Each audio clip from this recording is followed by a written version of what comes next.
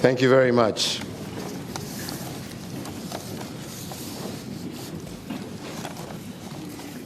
The Honorable Bethel Nameeka Amadi, President of the Pan-African Parliament, Honorable Vice Presidents of this august Parliament, Honorable Members of Parliament, Your Excellencies, members of the Diplomatic and Consular Corps, the clerk and staff of the Pan-African Parliament, distinguished ladies and gentlemen, let me begin by saying that it is a great honor to stand before you, you, the representatives and the voice of the people of our great continent of Africa.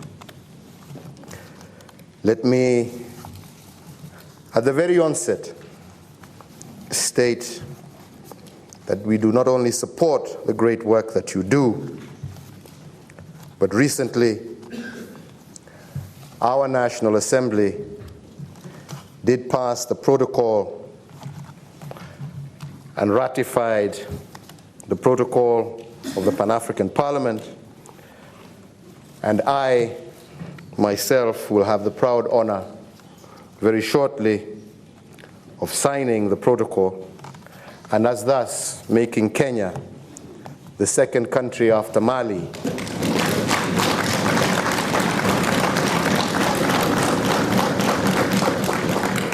to ratify this protocol. Let me also take this opportunity to thank you, Mr. President, for your warm welcome and the hospitality shown to me and my delegation since we arrived.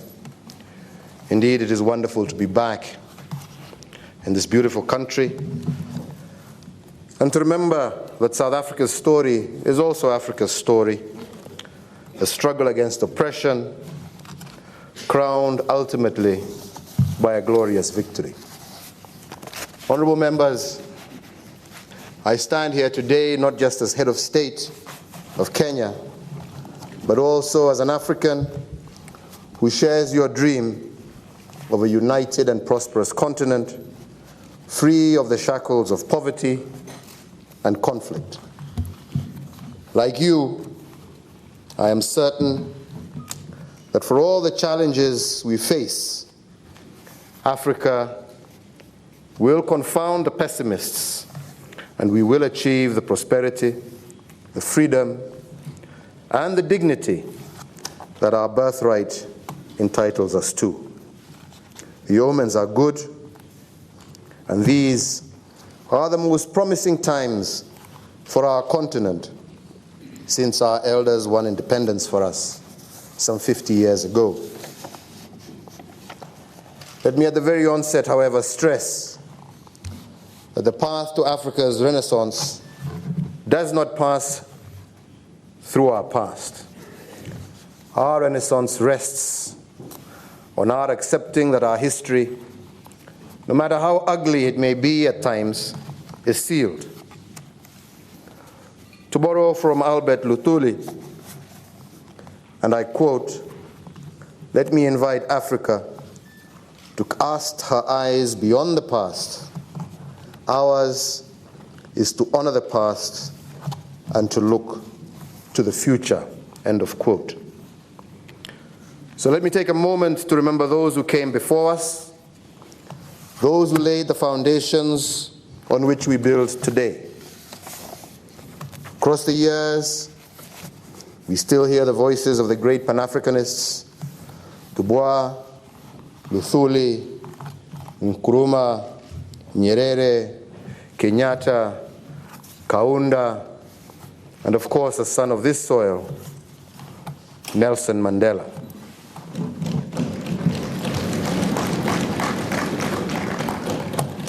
They and many others faced high obstacles, much higher than ours, and yet they gave themselves to the cause of the total liberation of this continent from Cape to Cairo.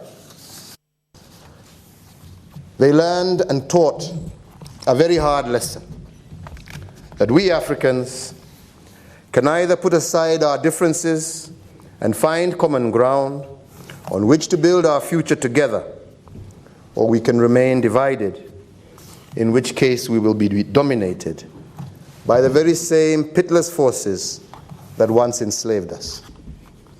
When we remember the conflicts that still rage in pockets of the continent, I wonder sometimes whether we have learned that lesson as well as they did. But it is also true, honorable members, that the very establishment of this body is a sign that we have taken their precept of unity to heart. As you know, this parliament was set up to ensure that the peoples of Africa were fully involved in the economic development and integration of the continent. The protocol that created this body laid out some very specific objectives, chief among them the need to strengthen continental solidarity and build a sense of common destiny amongst the peoples of Africa. I mention that principle because, quite simply, all our hopes for the future depend on its achievement. Allow me to briefly highlight some of the key milestones of that journey. The process formally began in July.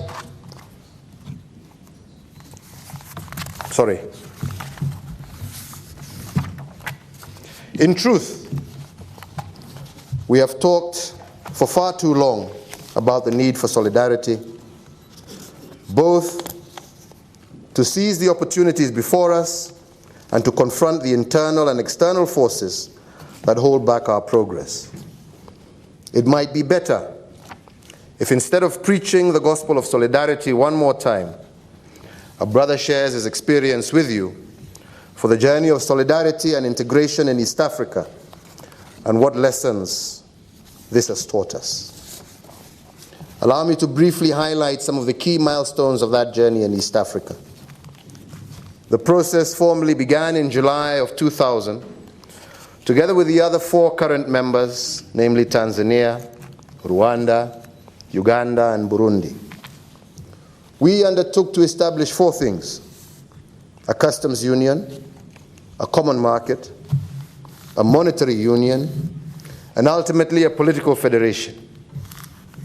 The customs union is already in place, and the implementation of the common market is ongoing. In November of 2013, we signed the protocol establishing the East African Monetary Union. This was an enormous step for the East African community and a clear demonstration of our commitment to this integration process. Despite our comparatively small individual economies, the integration of the 5 East African economies has placed the entire region on a trajectory of growth that will fundamentally transform East Africa. Our own recent discoveries of commercially viable oil and gas deposits in the region have only strengthened that expectation.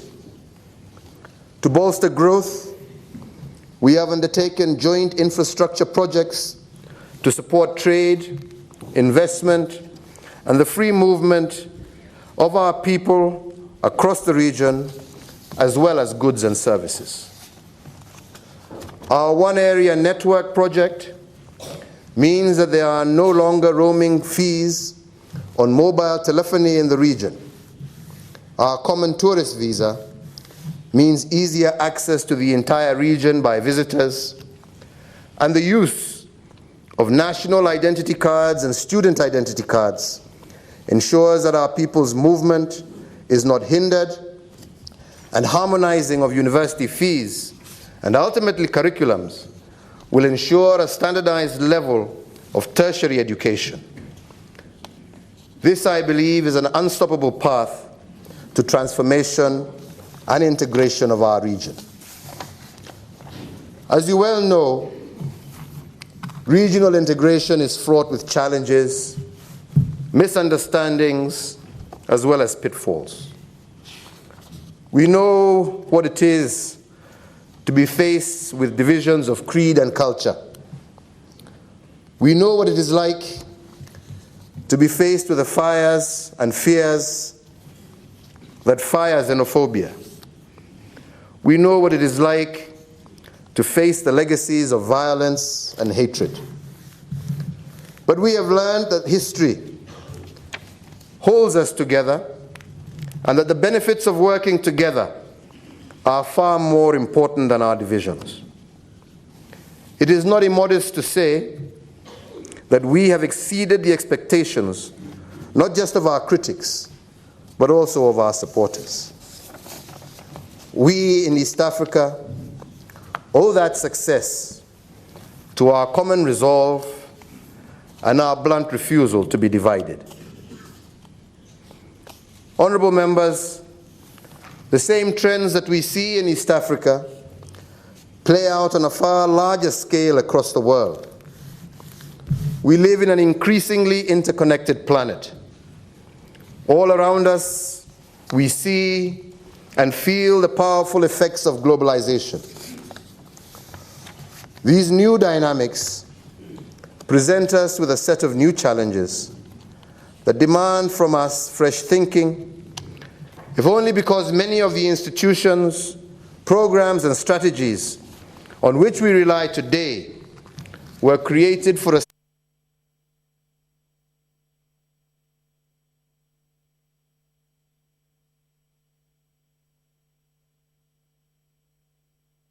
new battle for cultural, economic, and political supremacy. Technology has torn away the screens that once obscured our view of the world and indeed of ourselves. Africans are talking with people across the globe and to each other, sharing ideas, images, and innovation. It is a time of discovery and excitement. Yet amid the glitter, we cannot afford to be blind of the enormous risks presented by this free flow of information. What does it mean to be an African today?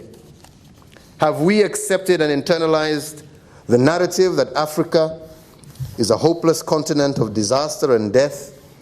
Or do we still have the conviction and courage to write a new script of hope that we can pass on to our children?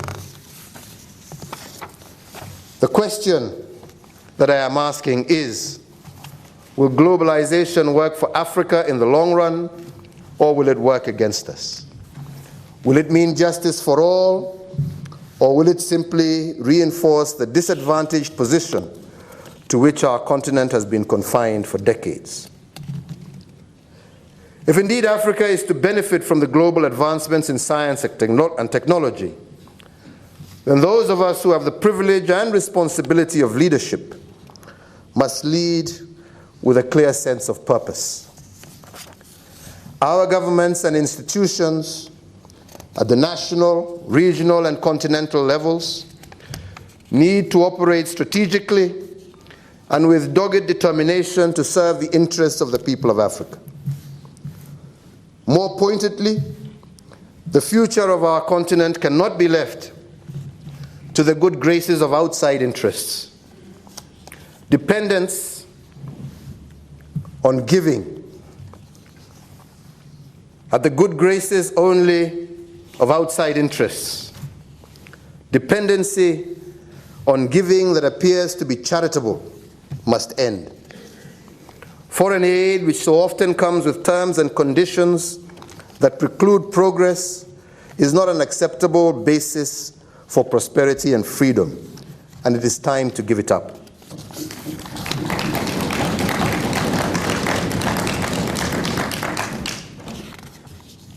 Honorable members, we cannot begin to escape the grip of dependency and to make the best of globalization by turning it to our own ends. We can begin to escape the grip of dependency and to make the best of globalization by turning it to our own ends. So let me say on behalf of the people of Kenya that our doors are open to you. We welcome any African who comes to visit us, to work, or to learn so long as they are happy to obey our laws. Whether you are from Mali or Egypt or South Africa, we welcome you to Kenya.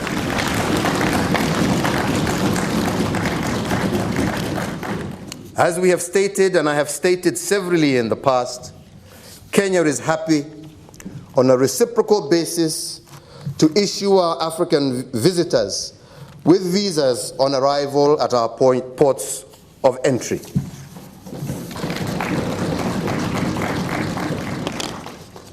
I believe that we must also welcome our sons and daughters who live outside the continent. Time and again, we who were left at home have failed to open the door to them. Never again. And for my part, I will this July welcome a great many, including President Barack Obama of the United States, whose father was a Kenyan. In July, when we co-host the Global Entrepreneurship Summit, and I take this opportunity to welcome all of you to come and join us, and let this occasion light the fire of solidarity between our diaspora and ourselves. Mr. President, the building of bridges between our countries and peoples is a delicate task. It demands equal parts subtlety and firmness, imagination and empathy.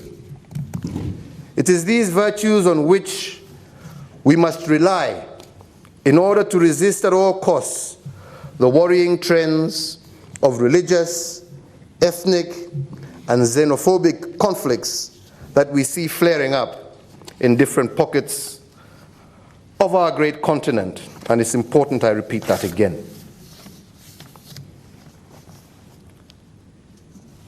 Mr. President, on this note, I would like to turn my attention to another emerging global phenomenon that we cannot ignore in our quest for prosperity and unity. I am referring here to the challenge of insecurity in general, and more specifically to the growing threat of terrorism.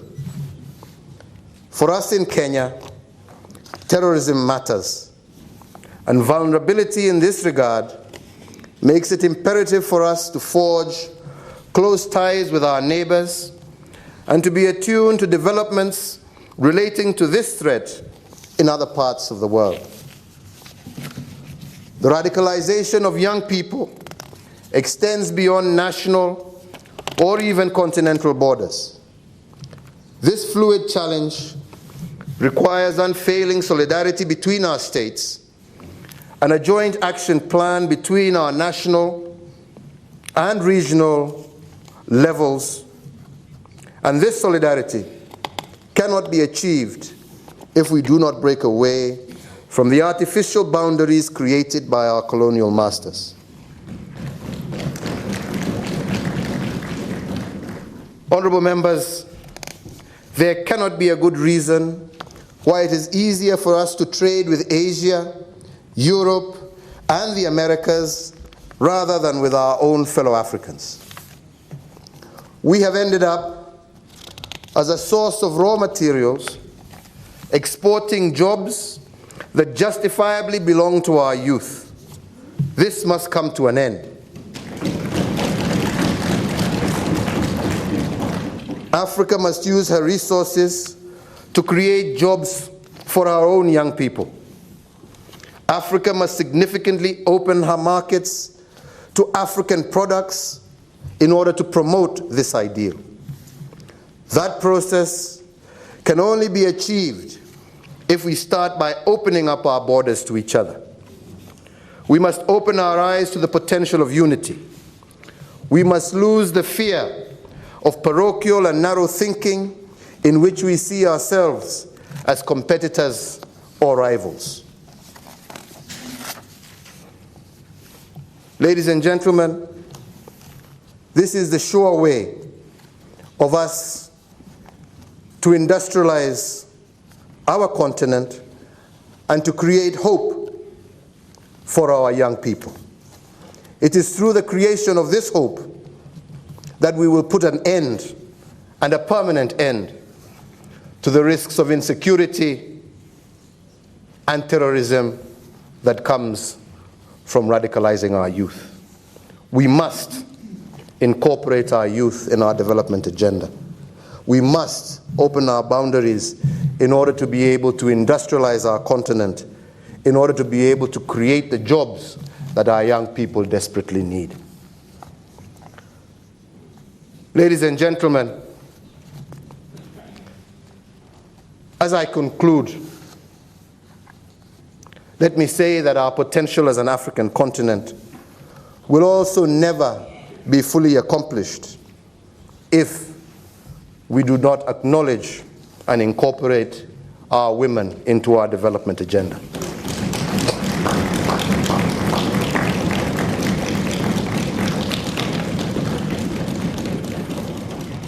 Kenya is committed to promoting women and girls into our national development and social fabric. We have made into law our commitment that 30% of all government procurement in Kenya is set aside for women, our youth, and persons with disabilities in order to ensure that they are fully incorporated in the economic development of our nation. We also have ensured that women are involved in all forms of leadership in our country. And Kenya is proud that all our key ministries, the Ministry of Lands, the Ministry of Foreign Affairs, the Ministry of Defense, the ministry in charge of devolution, and our county governments are all ministries headed by women.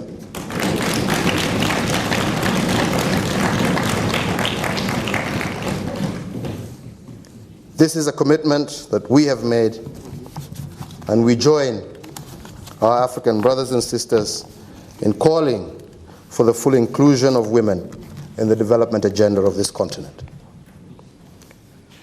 In conclusion, honorable members, I believe that we on the continent stand on the edge of a new world. I believe strongly that if we work together and in harmony, we can combat all the challenges that we face on this continent. I believe strongly that with unity, we can achieve hope and the prosperity that our young people especially crave for. I believe that within our unity, we stand to remove the conflicts that have plagued our continent for many years. I strongly believe that today, we, the leaders who have inherited our positions from our forefathers and who have been granted the opportunity by our people to take this great continent to the next level, will do well to emulate our elders and those who have gone before us, those who gave everything they had so that we may be free. We, in turn, must know that if we take this opportunity and sow seeds of discord, we must be prepared to accept a harvest of conflict. But if indeed we take the opportunity granted to us by our own people to rededicate ourselves to the liberty, the prosperity, and the dignity of the people of this great continent, then there is no force that can or will hold us back. With those very few remarks, I say God bless you, God bless the African continent, and I thank you very much for your attention.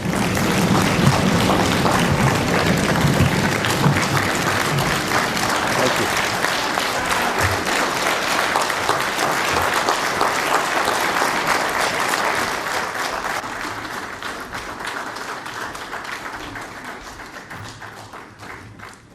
Thank you very much, Your Excellency, President Uhuru Kenyatta, President of the Republic of Kenya, for your wonderful message, which I believe will resonate from every nook and cranny of the African continent.